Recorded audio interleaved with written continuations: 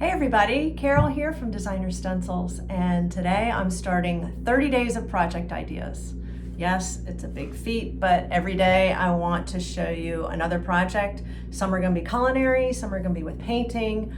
I just want to give you a lot of ideas we're going to do some last minute ones for Halloween, and then we've got your fall get-togethers, Thanksgiving, and then we have all the holidays. So you're going to be needing a lot of gifts, hostess presents, you're going to be entertaining at your house, and we want to give you a lot of different ideas to get the creative juices flowing. But today, being the first day, I wanted to do something that's very, very simple. I'm sure we've got some Halloween parties that we have to go to this next week, and I don't know if you're like me, but at the end of the day, baking is one of the last things I want to do. I love it, but after dinner is put away, I'm too tired.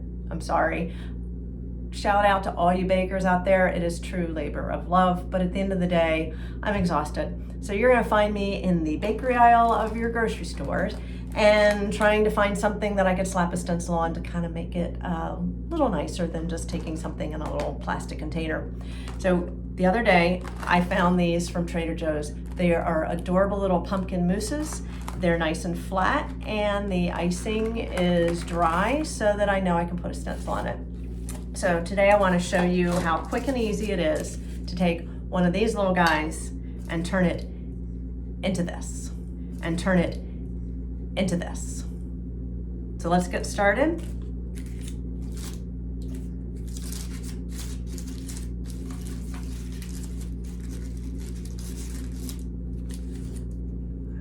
Okay. I have this set of stencils. It's number, 742. And it's a great set of mini little jack-o'-lantern faces. And we're gonna be putting that right here on top of our cookie, or actually a little cake, I guess is what you would call it.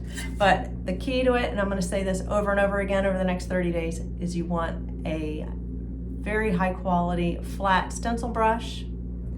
And for this project, we're gonna be using liquid food color, right out of the jar, nothing you have to mix. We'll put that down in our little tray here.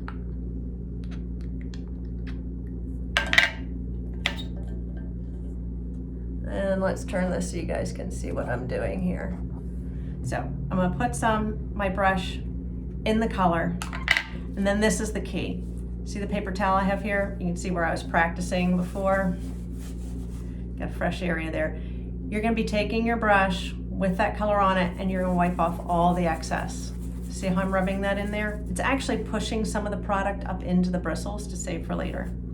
Now, with this type of a product, it's not a hard icing like you would on a royal icing cookie. It's actually a little soft. So if I were to press too hard with the stencil brush, swirling with a very dry brush, it might break that crust. So I'm actually gonna go for a little wetter brush today, just dabbing off a little bit of the excess. And then I'm gonna go and pounce.